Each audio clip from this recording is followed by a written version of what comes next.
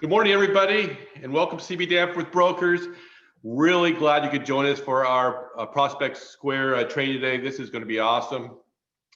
And after I do a quick update, we will get right into today's class and new tools. If we haven't met before, I am Dave Danforth, the designated broker of Coldwell Banker Danforth, and just really glad you're here today. I want to go over some of our training and classes we have coming up. Next Wednesday, we'll be holding our training on the new listing concierge service. This will help you launch your new listings. And it includes photography, property flyers, and they will email or they will mail out your just listed and just solds. So along with this training, we'll also go over the design concierge, which will help you update your personal branding and create a personal branding marketing materials for you. Really good stuff. So join us next Wednesday. I can't wait for this year's State of the Market class. This is such an important topic for all of you. Denise is awesome and always comes with such great insight and data that she'll share with you that you could share with your clients.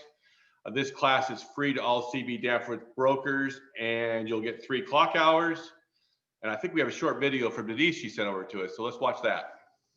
Hi everyone, Denise Lohan is here. I am so excited for my upcoming favorite event. I treasure this event every year, my Coldwell Banker Danforth event, State of the Market. I can't wait. And this year, oh my goodness, is there a lot going on? You need to know what's going on and how to communicate this to your clients, because 2021 is going to be quite the year. So please join me. I cannot wait to see you at my upcoming class. Take care.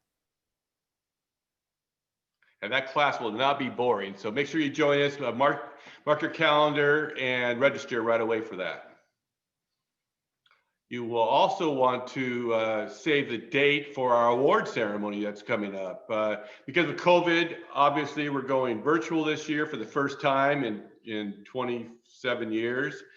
So this will be different, but we're going to try to keep it really quick, fast, fun. Our guest speaker, the main guy is Ryan Gorman. He's the head of all Coldwell Banker, and he'll be joining us. And of course, we'll be honoring all of our top brokers and hopefully doing it with a lot of fun. So please join us. And hopefully you all saw my email last week about the new contest with a grand prize of 7 days in New York and Gen Blue.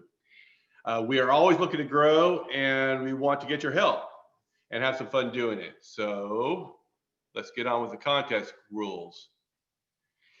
We want to make it easy to play and win. Just give us the name of a broker you think will be a good fit for our brokerage, and we will take it from there. For every name that you give us that we have a conversation with them, you'll get 1 entry. And for every broker that joins us, you'll get 2. And just email, text, or call us, whatever's easiest. A clarification, that's 2 additional entries. So if they join, you get a total of 3 for 1 broker. Exactly. Thanks, Tom. And the most important part is the prizes. There we go. And we'll be giving a prize away every month, and 3 major prizes. I am so looking forward to traveling again, and with the vaccine rolling out, I'm very optimistic we'll get back to somewhat normal this fall. And the grand prize winner will be joining my wife, my beautiful wife, Valerie, and myself for a week in New York and Gen Blue. So that will be a lot of fun. Send us your referrals and we will do the rest.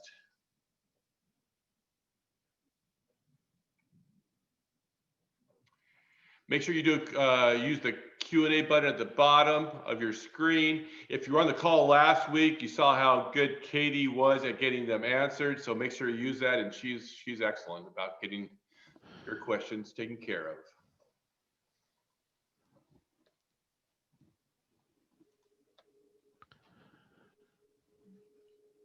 All right, well, let's get going. Katie, you did such a great job with our class at Moxie last week. Thanks again for that. And we want to welcome you back for our Prospect Square training. Thanks again for being here, and let's turn over the controls to you and get going. All right, thank you. Okay, let me share my screen and we'll get started.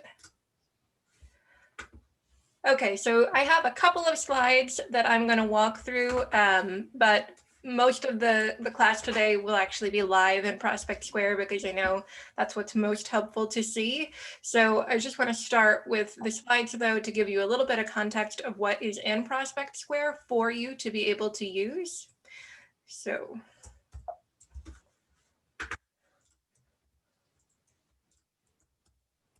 okay, so our core features of Prospect Square, we have our quarterly area and market reports. Those are real estate reports that allow you to really show that you have all of the data to know what's happening in the market. They are set it and forget it, like most of the things we have in Prospect Square. So once you set up a client to receive a report and configure what their report should be, they'll continue to get that report. Depending on which report you set up, the frequency will be a little bit different, but we'll cover each of them and why you would want to use the different ones. Then I'm going to show you our property emails, which you can use to make announcements about your properties. And we do have a variety of templates and designs available that you're able to customize. And then I'm also going to touch on our marketing center, which just launched in December and has some content marketing pieces in it that are available to you to share with your sphere. And then we do have one more feature that we're not going to look at today because it's not ready yet, but we do have an agent newsletter in development. So that's just more of an FYI for you guys to know. We're still working on additional features, and that's something that will be coming this year added into Prospect Square. So I'm going to start with talking about what the reports are, and that will be kind of the first thing we take a look at in Prospect Square.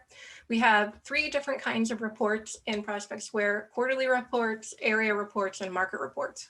Our quarterly report is our highest level, broadest report that's available, and both the quarterly and area report, they're very similar.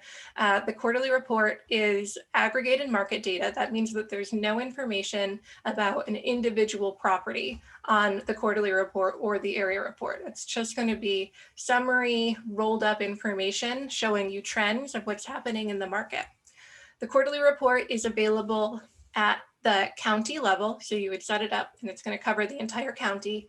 It does have a section at the end for the recipient to be able to drill down, to be able to access more granular information about specific areas. And as the name implies, the quarterly report goes out on a quarterly basis. So you set it up, it will go out the day you set it up, and then it will go out again when the report is refreshed, and it is refreshed by the 15th of the month after the quarter closes. So our Q4 report just recently went out on January 15th, and then our next round of reports will be going out in April for the Q1 data.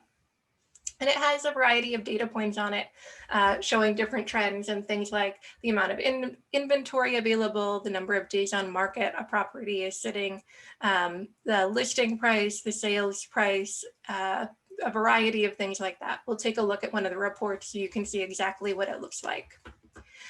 And then, as I said, clients can drill down, so they do have a little bit of control that they don't have on the other reports. And I see there's a question that came in asking if you can set your contacts into different counties. So you can, and I will show you how you can set that up.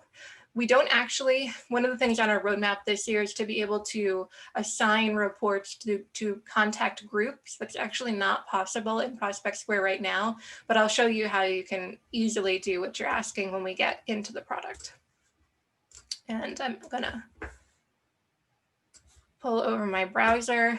Before we go in actually to Prospect Square, I wanted to start in Desk because I think last week there were a couple of questions about how to get into the product. So this is Desk, and this is where your launch pad is for you to be able to access any of our Coldwell Banker product suite products. And in here, it can be a little bit difficult to find things if you've got a lot of these tiles, but you can just type the name of the product. Oops, it helps if you spell it right, into the search bar, and you'll see I actually have it on here twice, but when I click on this, it will take me right into Prospect Square. I'm gonna stick with this browser window that I've already got open, but this is where you would land, is on your home screen in Prospect Square.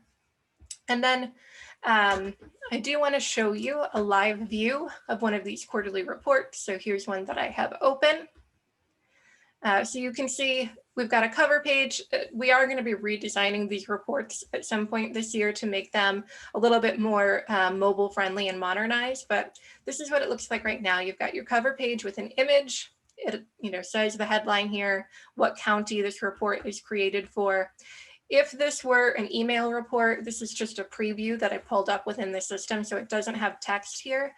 But if it were a report that were being sent to a contact, it would have some copy that would show up here. It would say, dear contact name, and then it has some text here kind of letting them know this is your quarterly update. You are able to customize that text, and I will also show you how you can do that. But the data on the report is really what I wanted to take a look at here. So as I said, this is going to show you trend and kind of directional information about the way the market is moving. So it splits out the data into single family and condos. And this is going to show me, the percent change in the number of sales, new listings, and days on market. So I can see there's been 27% more sales. There are 35% more listings, and they're spending 43% less time on the market. And then I can go down here. It's going to give me, again, some directional indicators about how the market is changing. And there's a huge table. Depending on the county you're looking at, this will either be a pretty big table or it could be pretty small, but it's going to show me for specific areas what's happening in that area. And then we've got a section of these graphs that are going to show you a variety of different trends or different ways of looking at this data. So this first one is showing me the amount of inventory versus the number of sales.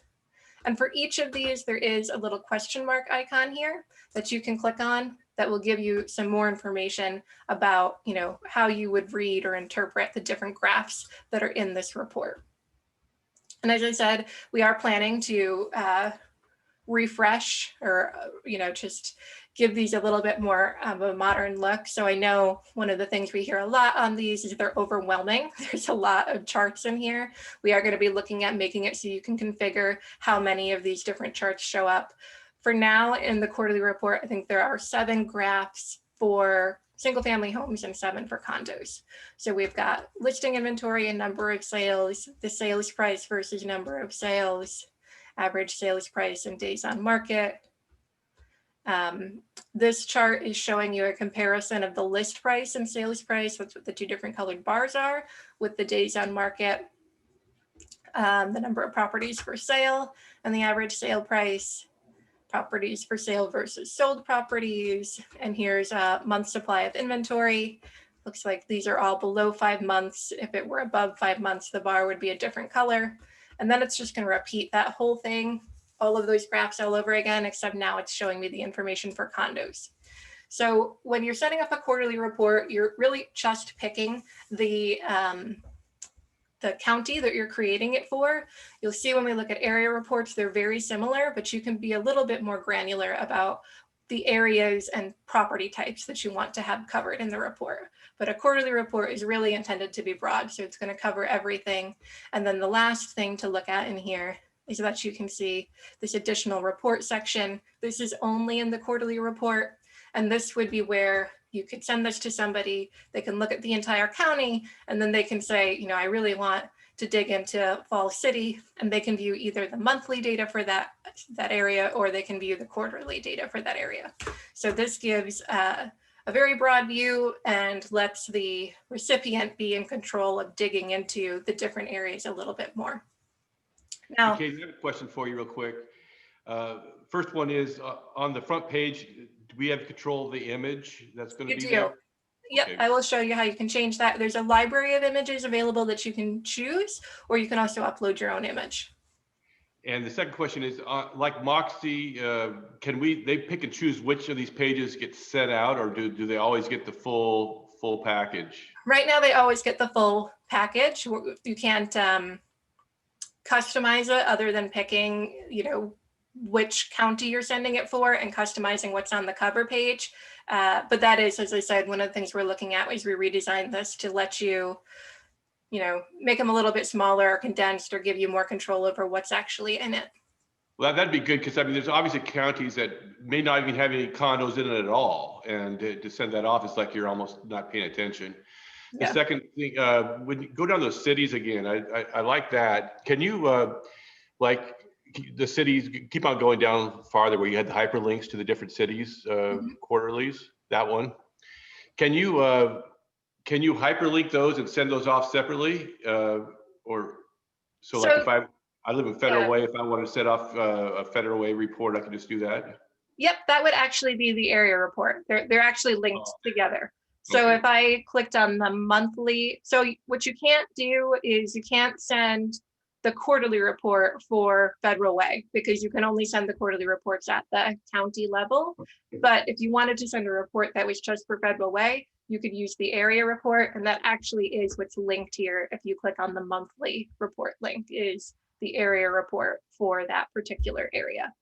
So I think that's a good segue. I'll just show you guys what the area report looks like, because it is very, very similar to the quarterly report. Really, the key difference between them is that the area report can be more specific in the area you're covering. And you can see this one is covering all property types. You can also adjust that to say you only want to include single family homes or condos. And then this goes out at a different cadence. So obviously the quarterly report goes out quarterly, the area reports go out monthly. So this would be updated during the first week of the month and sent out each month after it's updated. So the area report, you can see the cover is the same. So again, you can customize this cover image. There would be some text here if this were an email report. There's also some links that show up. I'll find one in my email to show you what it looks like, because there are also some action links here for the recipient to be able to like share it on social media or contact the agent. There's like a form that opens an email that would go back to you. But as you can see, it's very similar in the type of data that it's showing, and it's also going to be similar in the charts and graphs that you'll see. So we've got our percent of change here. There's a market summary table that shows you a comparison of the month and the same month of the prior year, and then our year-to-date information. And then we get into all of those various charts. So this one has sold properties versus new properties, our number of sales and the median sales price, days on market and the sales price. Here's that same one on from the quarterly report that compares the list and sales price. And then inventory and the average sales price, sold properties and properties for sale. This has our asking price compared to sold price and unsold price. There's absorption rate chart in here for the number of months of inventory available, month supply of inventory, and then this covers all of the properties. So that's going to be it in this particular area report. So those are the two types of reports that are kind of broad and cover just aggregated data that show trends. The third type of report is the market report, and that one does contain information about individual properties. So you would use that one a little bit differently. So let me actually go back to the deck for a minute. So area report, we just took a look at, you can see, again, as I said, really similar to the quarterly report with aggregated data. The key difference is that you can be more specific about the area you're choosing, and it is going to go out monthly instead of quarterly. And then the market report is going to be detailed property specific information. And this is a report that you can be really custom about what properties you want to have included in it. So most of the things that you're able to search and filter by on your MLS, you'll also be able to search and filter by when you're creating a market report. So there's two questions I'm going to pause and take a look at. Can we download the reports as PDFs? You can do that. So if you wanted to get creative with adding or deleting pages, you can download the report as a PDF. I'll show you how to do that. And then area report, there isn't a chart for the number of bedrooms. It doesn't let you be that specific, but the market report does let you kind of be specific about number of beds, baths, list price, all that kinds of information.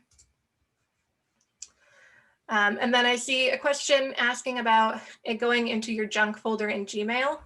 It's kind of a complicated answer to that. We do try really hard to make sure that none of the reports go to spam or junk folders. There was an issue with the email address that was being used to send the reports. That has been corrected. So you should be getting them more to your inbox than to your spam now.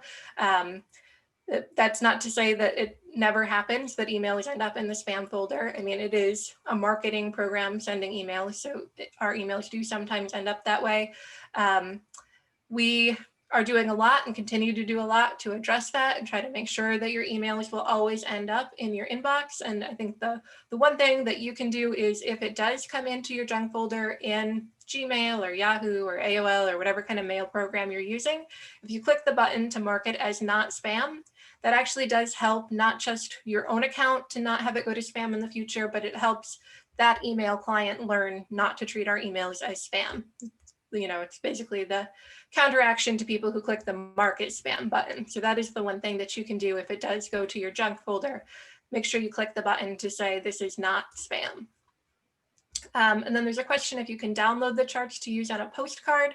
We don't have any kind of print integration or way of downloading the individual charts. So that's not something I think we would be able to support, you know, out of the box in the application. So let me show you, I have a market report open. So this is one that did go out, or yeah, this is one that would have been sent out via email. So you can see it's got a greeting on it that you're able to customize. And it's got those action buttons. So here's a button that you could use to view the report as a PDF. View it in your browser, which I already am, but if it were in your email client, you could click that, share or contact me. And then on a market report, it's going to show each of the individual properties. So we do have 2 pages here that kind of have summary information, but you can see there's a map that's showing me all of the different properties that matched the search for this report when it was created. I've got summary information by status here. 3 charts showing me some trend information related to the price, the number of properties available in days on market. And then there's a market summary section, which has tables that show me, you know, for all of my active properties, the number of beds, baths, list price, square feet, days on market.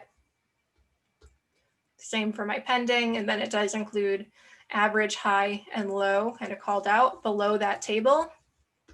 And then the last section in here is going to be the local inventory section. And this is where it actually lists out each one of the properties that matched the search. So I can scroll through and see each one of these. And then I can also view each one of these as a kind of a pop out. So if I click on this, it will open in a new browser tab and it will show me all of the information that we're getting from the MLS for this particular property. It does have your agent information on it. And then you can also click to view each of the photos in here in a slideshow. So these are definitely more interactive than the quarterly report and area report are, but a little bit more involved for you. You'll see when we go in and look at it to actually set these up. So there's a question, can you add this to a personal website? You can add the quarterly report and the area report really easily to a personal website. I can show you how to do that. The market report, it's a little bit more complicated because it is, so you could take this link and add it to your website, but it won't update automatically. The quarterly report and the area report, there's a link that you can post that will update automatically each time that report is updated. That's really the difference with sharing them.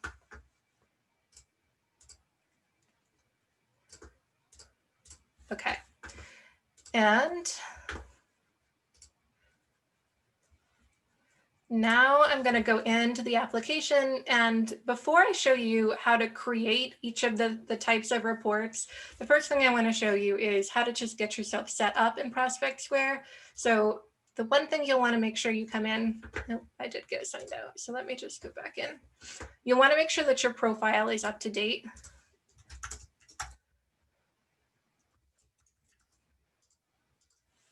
And you won't have to do this login as thing, you'll should just go right in as yourself. So this is just me getting into a demo account.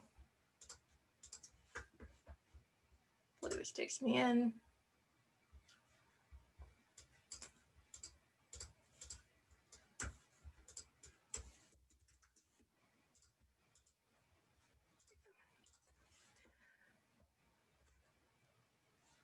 So you'll want to make sure your profile is up to date, because that's where the information is going to come from that will populate your signature. And the same signature block is used on almost everything that goes out from Prospect Square, whether it's the reports or the property emails or things from the marketing center. Everything's going to be pulled from your profile in here. So for everything, there will be some fields that are grayed out. Those fields are coming from our feed, but there's always a preferred field that you can edit to write in here. So if I wanted to use a different name than MCE affiliate, and I put my name in here, then when I went in and preview something, you'll see it's my name that comes up. Your preferred email address is the email address that will be used as the reply to email for everything. So even though the emails will come from kind of a standard sending email address that we have validated and whitelisted, your replies will always go back to your email address or your preferred email address. You can also put in a preferred agent website, and you can upload your own profile photo if you don't have one in there. And then you can also add your social media links, and those will be included in your signature as well. Those are really the only things you need to update in here.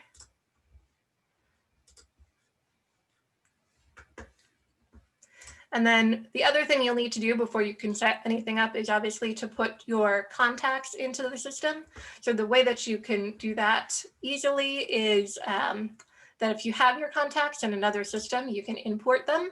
If you have them in an Excel file or a CSV, you can import that file. I'll show you that. So I just picked, I'm going to import a CSV file. Then I would select the file that I want to use. So let me find a contact file.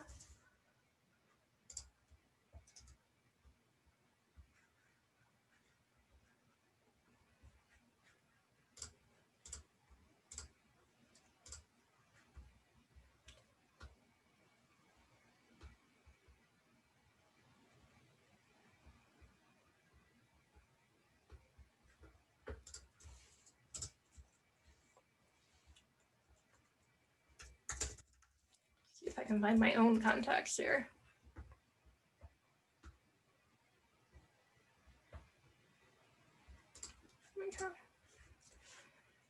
Okay, so this would be the next step in importing your contacts. You can see I've got the first name, last name. Basically what this is showing me is the titles of the file that I'm importing, and then what field that maps to in Prospect Square in the dropdown above.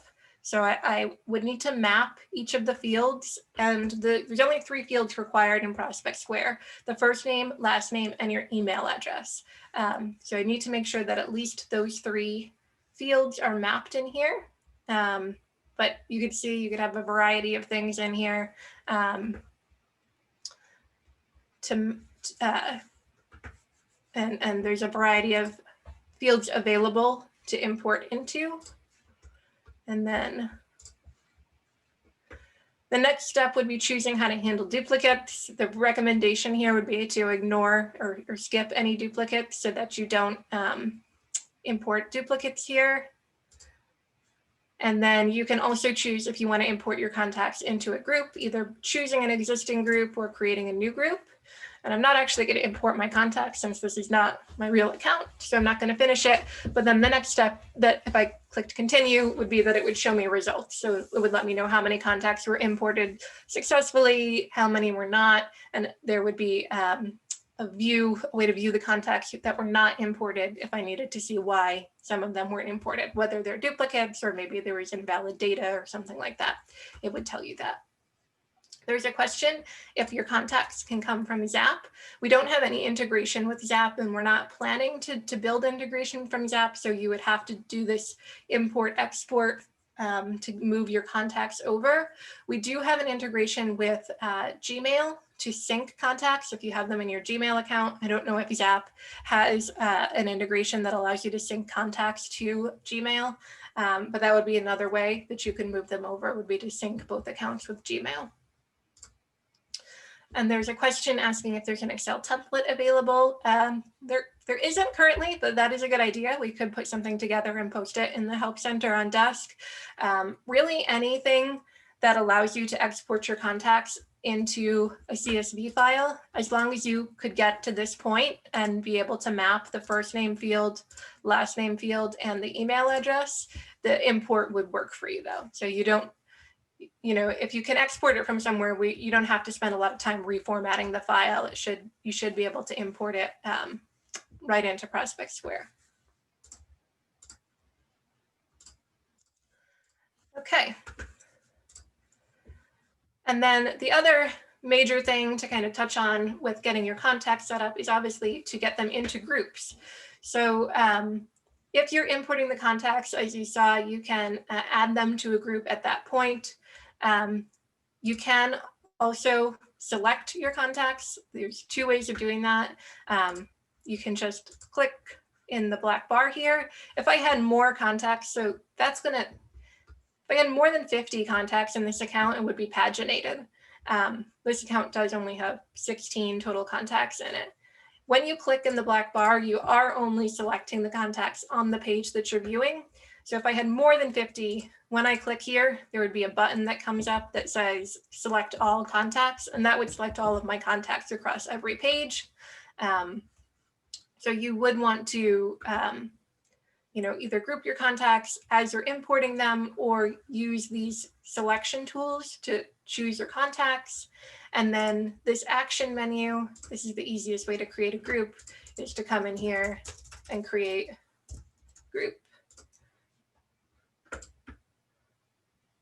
So now you can see all of my contacts are added to this all contact group. And I can also filter by group. Well, it's not going to filter because it's all my contacts. So as you can see, I can filter by group. And there is also search functionality in here to search for contacts in a variety of different ways to be able to group them. The other thing I mentioned was we don't have a way to assign a report to a group currently, but this would be the easiest way to create like a quarterly report. If you wanted to group your contacts to say, these 10 people are all going to get the Morris County report. I could create a group. Oops, that's not what I wanted to do. I could create a group that's called, Morris County.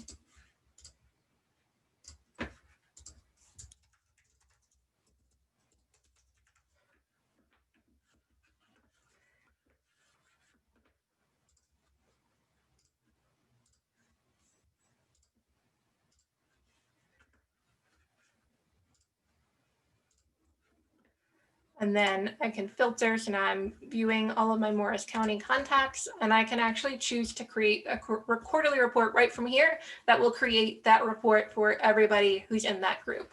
So that is the easiest way to create a report for a group of people. This is what it looks like to create a quarterly report. So I'll just show you this since we're here. So I could call this my Morris County report. I would just give the report a name that's only visible to me. I would choose the county that I want to create the report for. This particular account has access to a lot. Let's see if it has access to Morris County. No. We'll just pick this one. Okay. So you would just pick your county. The copy agent on report you can use that. You have to be careful with it because like this report I'm setting up has 7, I'm setting it up for 7 different people. You would get copied on all 7 of those reports when they go out. So if you do set this up for a lot of people and you choose to be copied on all of them, you're going to get a lot of emails on the day that the quarterly reports are released. So just be careful with that.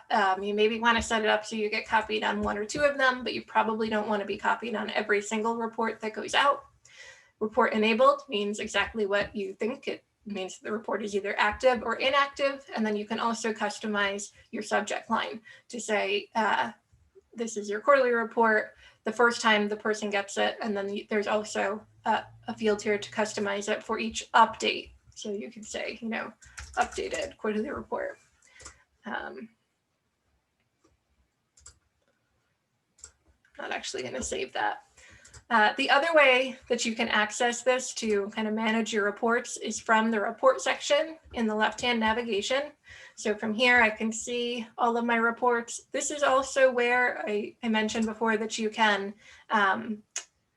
take a link to a report and put it on your personal website. You can put it in your email signature. You can put it on your social media profile. This is where you would want to pull that link from. And this is going to be an evergreen link. So if I take this link and I copy it out of here and I put it into my browser or I embedded it on my website, this link will always direct me to the latest version of this Addison County report. So that is where you would want to go to pull links from to either share on social media or use on your website. Area report, I'm not going to even go into it too much because it's exactly the same as what you just saw for the quarterly report. As far as creating a new one, you give the report a name, put in the contacts, and choose your market areas. You can select up to 10 areas to include in an area report. It does not aggregate them into one data set. It would put each area one after another in the report. So if I picked 10 different areas, it would show me the first area and then the second area and then the third area. It doesn't combine them all into one big data set of information. Hey, Katie, is that MLS areas then, like area 110 on the MLS, or is it city, or what is the area? It depends on your MLS. It most likely will be city. It could go down to neighborhood or subdivision if we had that level of information from the MLS in a way that was usable. Let me see here. I think from what you just showed us, it was numbers. So if it's numbered, then you can go down to it, right? Ours are broken out not in cities, but just yeah, there you go. So. Yeah. So this would be what you should be seeing when you went in. So this would be where you could come in and say, you want to choose just single family homes from a certain set of areas or condominiums from certain areas. And then because I've selected, let me just put something in here so I can preview. Because I've selected 3, if I view this now, you'll see it's going to show me the first area information and then the second area information. And then the third. Nice.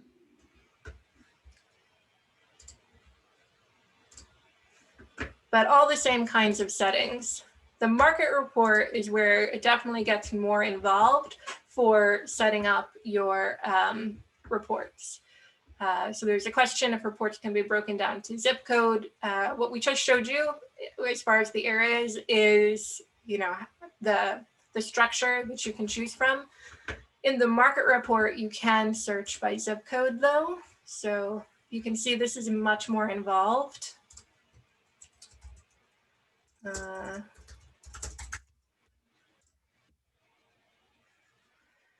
So I'm gonna just choose an MLS that I'm more familiar with. Right. If you have more than one MLS associated to your account, you will have to choose from this drop-down menu. So, I mean, I don't think you'll have this many, but if you do have more than one MLS, you will want to make sure that you're searching the right one. But you can see there's a lot of search options here for your market report. So I could search by saying residential,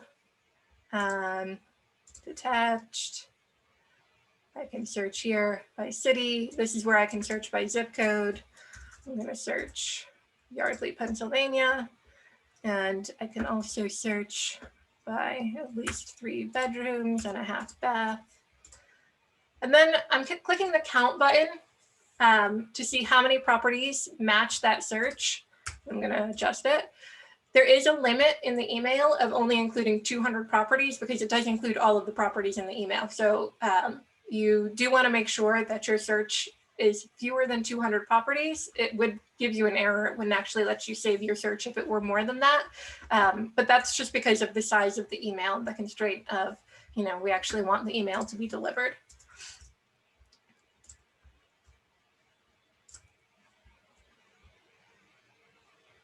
So then I'm going to preview it, to make sure it looks how I want it to look. So here's my market report that I just created. And this is only going to include the properties that match those criteria I just put in. So all of these are in Yardley with at least 3 bedrooms and a half bath and 2 full bathrooms.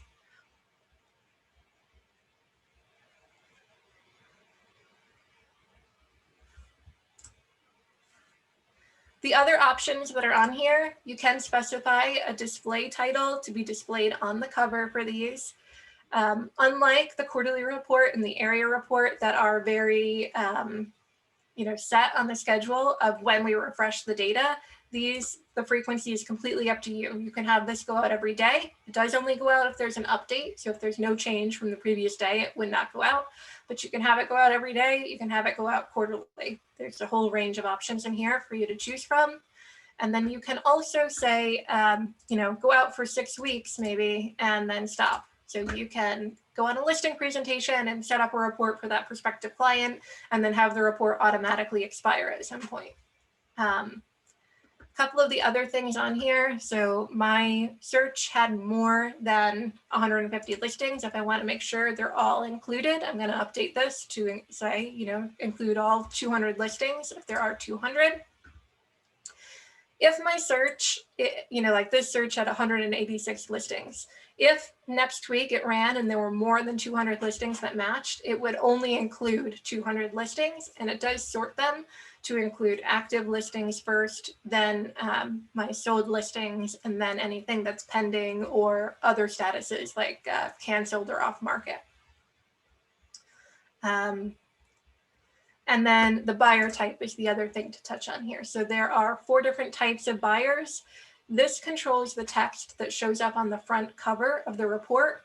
So it's standard text. So I could have different text that shows up for a buyer client versus a seller client versus a prospect. And I would control that in my report settings. So this would be where I would come to change the cover images on the report or change the text that's going to show up on the cover of the report. So here's my area report settings. This is my default cover image. I can browse to choose a different cover image to use. You can see we kind of have them categorized in here based on name.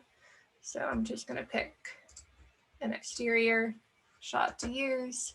I can choose if I want the intro text to show up on my emails, and then I can also customize it. So here's the standard text that would show up, but I can customize it. It is the same text for every area report. So you can't customize it down to the individual contact level, but you could customize it to say, for every area report that goes out, I want to use this text. And it is split up the same way that the subject lines were, where you can have one text that's used for the initial area report, kind of introducing it to your contact, and then one for your follow-up text, kind of letting them know, here's an update. And these settings are going to be the same for all of the different types of reports. So I can customize my cover image. Here's where it maps to those different buyer types. So here's my intro text for my buyers, sellers, prospects. And then here's my quarterly report settings. So that would be how you can customize that. Okay. And then I do also want to show you how to do property emails. So property emails, again, pick an MLS I'm a little bit more familiar with. For the most part, when you're creating a property email, you're already going to know the property you're creating it for because it's going to be your own property. So you might have to scroll down, but there should be a search option in here that lets you search by MLS number. That's going to be the quickest way to find your property to create a property email. Let me just search for any active property to use. Okay, there's a question saying on the test report this agent sent, it says market report from Kurt to John Smith, and asking if it changed to each client's name when sending to multiple clients. Yes, that does dynamically change along with the first name that shows up on the cover. Okay, so let me just pick a property here. And then I click create email. This is the list of templates that are available for me to choose from with the my different property emails. You can see I've got a few different kind of designs. I have co-list options. I have global luxury options in here. And then I have a template that's dedicated to just virtual open houses. Just gonna pick the first one and click generate. When you're editing the flyer, you want to edit the flyer right here in this view. So I can make this be a just listed flyer. I can make this be a just sold flyer, whatever I want to put in here. I just want to make sure I edit it right here in this view. It will automatically populate the information that it can from the MLS. Anything that's in these two brackets is a tag. That means it's dynamic. So you shouldn't change that. That will automatically populate. And then I can also choose some different options for what images I want to have in here that's coming from the MLS. And this is all customizable. So like here, I think this is not actually a house. So that's why it doesn't have bedrooms and bath information, but I can plug that in. I can update the remarks on here. And then once I've edited this to be how I want it, I'm going to put in my subject line.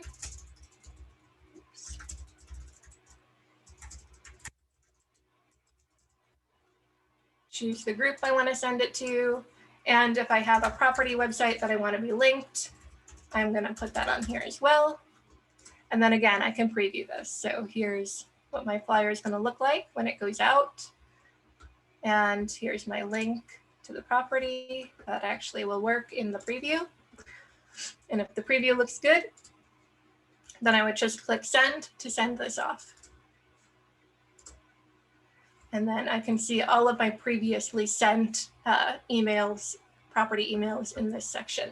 So if I needed to edit and resend it, I can do that right here from this list. And I'm actually going to have to stop there because we're short on time. I think the Marketing Center is a relatively new feature. There's not a lot in here yet, but you can see you can come in here to send off some one-time emails.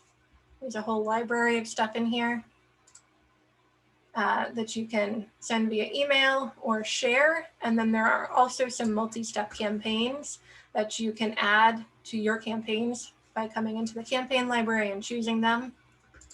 These are campaigns that have already been added. And then there are a lot of options in here for customizing. So I'm not going to be able to walk through all of those, but this would be how you would assign a group to a campaign for them to start receiving those emails. And you can preview what's in the campaign by clicking on the emails and then by clicking on each one to kind of take a look at what that campaign is made up of. So I'll stop there. Are there any kind of last questions in the last couple of minutes here?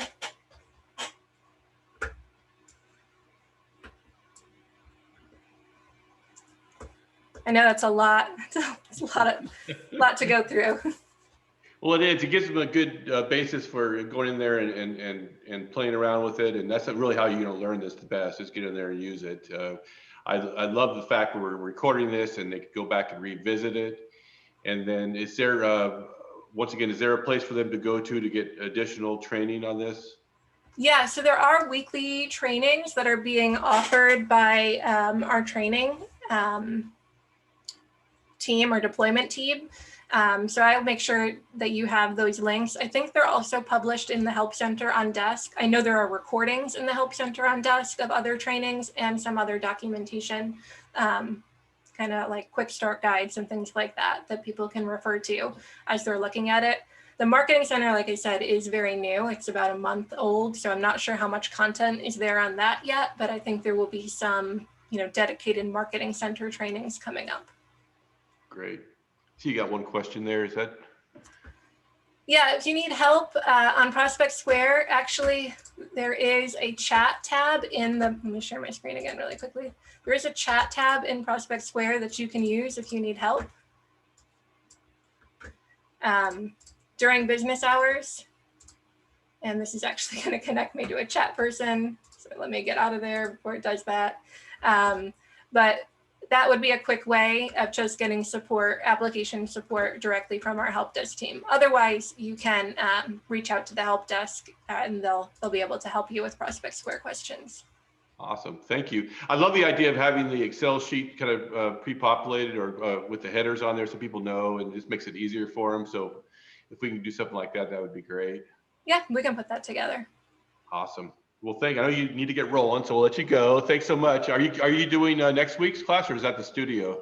That's going to be, I think, maybe Kim or Heidi. I think one of the counterparts on Listing Concierge. So. Well, all right. Well, thanks for everything. Hopefully we have you back sometime and maybe do some follow-up training. That'd be great. Yeah, there's definitely a lot of content to cover. All right. Okay, Thanks, care. guys. Bye. All right, everybody. We'll see you next week, next Wednesday. Take care.